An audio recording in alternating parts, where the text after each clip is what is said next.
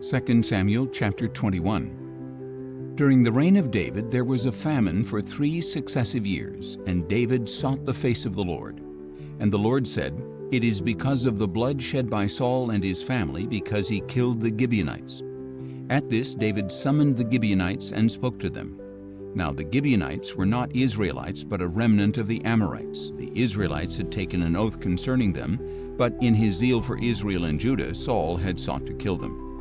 So David asked the Gibeonites, "What shall I do for you? How can I make amends so that you may bless the inheritance of the Lord?"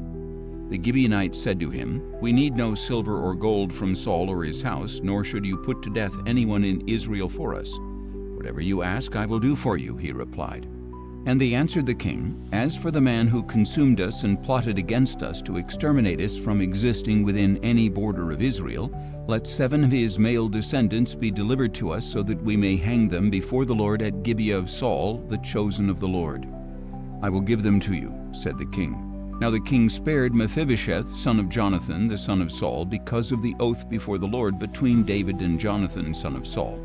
But the king took Armoni and Mephibosheth, the 2 sons whom Rizpah, daughter of Aiah, had borne to Saul, as well as the 5 sons whom Merab, daughter of Saul, had borne to Adriel, son of Barzillai, the Maholathite. And he delivered them into the hands of the Gibeonites, and they hanged them on the hill before the Lord. So all 7 of them fell together. They were put to death in the first days of the harvest at the beginning of the barley harvest. And Rizpah, the daughter of Aiah, took sackcloth and spread it out for herself on a rock. From the beginning of the harvest until the rain from heaven poured down on the bodies, she did not allow the birds of the air to rest on them by day, nor the beasts of the field by night. When David was told what Saul's concubine Rizpah, daughter of Aiah, had done, he went and took the bones of Saul and his son Jonathan from the men of Jabesh-Gilead, who had stolen them from the public square of Bethshan, where the Philistines had hung the bodies after they had struck down Saul at Gilboa. So David had the bones of Saul and his son Jonathan brought from there, along with the bones of those who had been hanged. And they buried the bones of Saul and his son Jonathan in Zelah in the land of Benjamin, in the tomb of Saul's father Kish. After they had done everything the king had commanded, God answered their prayers for the land. Once again the Philistines waged war against Israel, and David and his servants went down and fought against the Philistines, but David became exhausted. Then Ishbi-Benob, a descendant of Rapha, whose bronze spear weighed 300 shekels, and who was bearing a new sword, resolved to kill David. But Abishai, son of Zeruiah, came to his aid, struck the Philistine, and killed him. Then David's men swore to him, "You must never again go out with us to battle, so that the lamp of Israel may not be extinguished." Some time later at Gob there was another battle with the Philistines. At that time Sibbecai the Hushathite killed Saph, one of the descendants of Rapha. Once again there was a battle with the Philistines at Gob, and Elhanan son of Jair the Bethlehemite killed the brother of Goliath the Gittite, the shaft of whose spear was like a weaver's beam. And there was still another battle at Gath, where there was a man of great stature with 6 fingers on each hand and 6 toes on each foot, 24 in all. He too was descended from Rapha. And when he taunted Israel, Jonathan, the son of David's brother Shimei, killed him. So these 4 descendants of Rapha in Gath fell at the hands of David and his servants. 2 Samuel chapter 22. And David sang this song to the Lord on the day the Lord had delivered him from the hand of all his enemies and from the hand of Saul. He said, "The Lord is my rock, my fortress and my deliverer. My God is my rock in whom I take refuge, my shield and the horn of my salvation. My stronghold, my refuge and my Savior, you save me from violence. I will call upon the Lord who is worthy to be praised, so shall I be saved from my enemies. For the waves of death engulfed me, the torrents of chaos overwhelmed me. The cords of Sheol entangled me, the snares of death confronted me. In my distress I called upon the Lord, I cried out to my God. And from his temple he heard my voice, and my cry for help reached his ears. Then the earth shook and quaked, the foundations of the heavens trembled, they were shaken because he burned with anger. Smoke rose from his nostrils, and consuming fire came from his mouth. Glowing coals blazed forth. He parted the heavens and came down with dark clouds beneath his feet. He mounted a cherub and flew. He soared on the wings of the wind. He made darkness a canopy around him, a gathering of water and thick clouds. From the brightness of his presence coals of fire blazed forth. The Lord thundered from heaven. The voice of the Most High resounded. He shot his arrows and scattered the foes. He hurled lightning and routed them. The channels of the sea appeared, and the foundations of the world were exposed at the rebuke of the Lord, at the blast of the breath of his nostrils. He reached down from on high and took hold of me. He drew me out of deep waters. He rescued me from my powerful enemy, from foes too mighty for me. They confronted me in my day of calamity, but the Lord was my support. He brought me out into the open. He rescued me because he delighted in me. The Lord has rewarded me according to my righteousness. He has repaid me according to the cleanness of my hands. For I have kept the ways of the Lord and have not wickedly departed from my God. For all his ordinances are before me. I have not disregarded his statutes, and I have been blameless before him and kept myself from iniquity. So the Lord has repaid me according to my righteousness, according to my cleanness in his sight. To the faithful you show yourself faithful, to the blameless you show yourself blameless. To the pure you show yourself pure, but to the crooked you show yourself shrewd. You save an afflicted people, but your eyes are on the haughty to bring them down. For you, O Lord, are my lamp. The Lord lights up my darkness. For in you I can charge an army. With my God I can scale a wall. As for God, his way is perfect. The word of the Lord is flawless. He is a shield to all who take refuge in him. For who is God besides the Lord? And who is the rock except our God? God is my strong fortress, and he makes my way clear. He makes my feet like those of a deer, and stations me upon the heights. He trains my hands for battle. My arms can bend a bow of bronze. You have given me your shield of salvation, and your gentleness exalts me. You broaden the path beneath me so that my ankles do not give way. I pursued my enemies and destroyed them. I did not turn back until they were consumed. I devoured and crushed them so they could not rise. They have fallen under my feet. You have armed me with strength for battle. You have subdued my foes beneath me. You have made my enemies retreat before me. I put an end to those who hated me. They looked, but there was no one to save them. To the Lord, but he did not answer. I ground them as the dust of the earth. I crushed and trampled them like mud in the streets. You have delivered me from the strife of my people. You have preserved me as the head of nations. A people I had not known shall serve me. Foreigners cower before me. When they hear me, they obey me.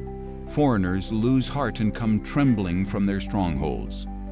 The Lord lives, and blessed be my rock, and may God, the rock of my salvation, be exalted. The God who avenges me and brings down nations beneath me, who frees me from my enemies. You exalt me above my foes. You rescue me from violent men. Therefore I will praise you, O Lord, among the nations. I will sing praises to your name. Great salvation he brings to his king. He shows loving devotion to his anointed, to David and his descendants forever. 2 Samuel chapter 23. These are the last words of David, the oracle of David, son of Jesse, the oracle of the man raised on high, the one anointed by the God of Jacob, and the sweet psalmist of Israel. The Spirit of the Lord spoke through me. His word was on my tongue. The God of Israel spoke. The Rock of Israel said to me, He who rules the people with justice, who rules in the fear of God, is like the light of the morning at sunrise of a cloudless dawn, the glistening after the rain on the sprouting grass of the earth. Is not my house right with God? For he has established with me an everlasting covenant, ordered and secured in every part. Will he not bring about my full salvation and my every desire? But the worthless are all like thorns raked aside, for they can never be gathered by hand. The man who touches them must be armed with iron or with the shaft of a spear. The fire burns them to ashes in the place where they lie. These are the names of David's mighty men. Josheb-Basshebeth the Tekemonite was chief of the three. He wielded his spear against 800 men whom he killed at one time. Next in command was Eleazar son of Dodo the Ahohite. As one of the three mighty men, he went with David to taunt the Philistines who had gathered for battle at Pas-dammim. The men of Israel retreated, but Eleazar stood his ground and struck the Philistines until his hand grew weary and stuck to his sword. The Lord brought about a great victory that day. Then the troops returned to him, but only to plunder the dead. And after him was Shammah, son of Agi the Hararite.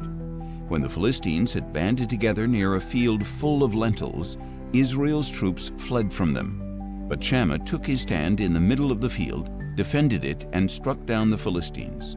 So the Lord brought about a great victory. At harvest time, 3 of the 30 chief men went down to David at the cave of Adullam, while a company of Philistines was encamped in the valley of Rephaim. At that time, David was in the stronghold, and the garrison of the Philistines was at Bethlehem. David longed for water and said, "Oh, that someone would get me a drink of water from the well near the gate of Bethlehem." So the 3 mighty men broke through the Philistine camp, drew water from the well near the gate of Bethlehem, and brought it back to David. But he refused to drink it. Instead, he poured it out to the Lord, saying, "Far be it from me, O Lord, to do this. Is this not the blood of the men who risked their lives?" So he refused to drink it. Such were the exploits of the 3 mighty men. Now Abishai, the brother of Joab and son of Zeruiah, was chief of the 3, and he lifted his spear against 300 men, killed them, and won a name along with the 3. Was he not more honored than the 3? And he became their commander, even though he was not included among the 3. And Benaiah, son of Jehoiada, was a man of valor from Kabzeel, a man of many exploits. He struck down 2 champions of Moab, and on a snowy day he went down into a pit and killed a lion. He also killed an Egyptian, a huge man. Although the Egyptian had a spear in his hand, Benaiah went up against him with a club, snatched the spear from his hand, and killed the Egyptian with his own spear. These were the exploits of Benaiah, son of Jehoiada, who won a name alongside the 3 mighty men. He was most honored among the 30, but he did not become one of the 3, and David appointed him over his guard.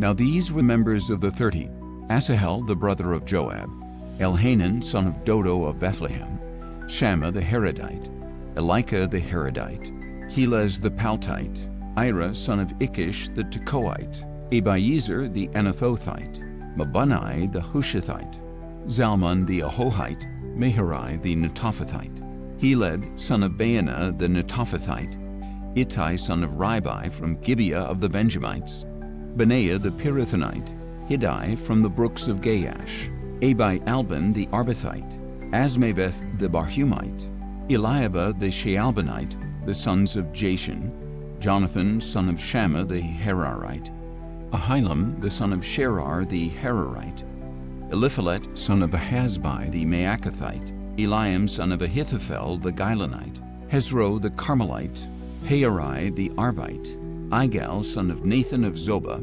Bani the Gadite, Zelik the Ammonite, Naharai the Beerothite, the armor-bearer of Joab, son of Zeruiah, Ira the Ithrite, Gareb the Ithrite, and Uriah the Hittite. There were 37 in all. 2 Samuel chapter 24. Again the anger of the Lord burned against Israel, and he stirred up David against them, saying, "Go and take a census of Israel and Judah." So the king said to Joab the commander of his army who was with him, "Go now throughout the tribes of Israel from Dan to Beersheba, and register the troops, so that I may know their number." But Joab replied to the king, "May the Lord your God multiply the troops 100 times over, and may the eyes of my lord the king see it. But why does my lord the king want to do such a thing?" Nevertheless, the king's word prevailed against Joab and against the commanders of the army. So Joab and the commanders of the army departed from the presence of the king to count the troops of Israel. They crossed the Jordan and camped near Aroer, south of the town in the middle of the valley, and proceeded toward Gad and Jazer. Then they went to Gilead and the land of Tatim Hodshai, and on to Dan-Jaan and around to Sidon. They went toward the fortress of Tyre and all the cities of the Hivites and Canaanites. Finally, they went on to the Negev of Judah to Beersheba. At the end of 9 months and 20 days, having gone through the whole land, they returned to Jerusalem. And Joab reported to the king the total number of the troops. In Israel there were 800,000 men of valor who drew the sword, and in Judah there were 500,000. After David had numbered the troops, his conscience was stricken, and he said to the Lord, I have sinned greatly in what I have done. Now, O Lord, I beg you to take away the iniquity of your servant, for I have acted very foolishly. When David got up in the morning, a revelation from the Lord had come to Gad the prophet, David's seer. Go and tell David that this is what the Lord says. I am offering you 3 options. Choose one of them, and I will carry it out against you. So Gad went and said to David, Do you choose to endure 3 years of famine in your land, 3 months of fleeing the pursuit of your enemies, or 3 days of plague upon your land? Now then, think it over and decide how I should reply to him who sent me. David answered Gad, I am deeply distressed. Please let us fall into the hand of the Lord, for his mercies are great, but do not let me fall into the hands of men. So the Lord sent a plague upon Israel from that morning until the appointed time, and 70,000 of the people from Dan to Beersheba died. But when the angel stretched out his hand to destroy Jerusalem, the Lord relented from the calamity and said to the angel who was destroying the people, Enough, withdraw your hand now. At that time the angel of the Lord was by the threshing floor of Araunah the Jebusite. When David saw the angel striking down the people, he said to the Lord, Surely I, the shepherd, have sinned and acted wickedly. But these sheep, what have they done? Please let your hand fall upon me and my father's house. And that day Gad came to David and said to him, Go up and build an altar to the Lord on the threshing floor of Araunah the Jebusite. So David went up at the word of Gad, just as the Lord had commanded. When Araunah looked out and saw the king and his servants coming toward him, he went out and bowed face down before the king. Why has my lord the king come to his servant? Araunah said. To buy your threshing floor, David replied, that I may build an altar to the Lord, so that the plague upon the people may be halted. Araunah said to David, My lord the king may take whatever seems good and offer it up. Here are the oxen for a burnt offering, and the threshing sledges and ox yokes for the wood. O king, Araunah gives all these to the king. He also said to the king, May the Lord your God accept you. No, replied the king, I insist on paying a price, for I will not offer to the Lord my God burnt offerings that cost me nothing.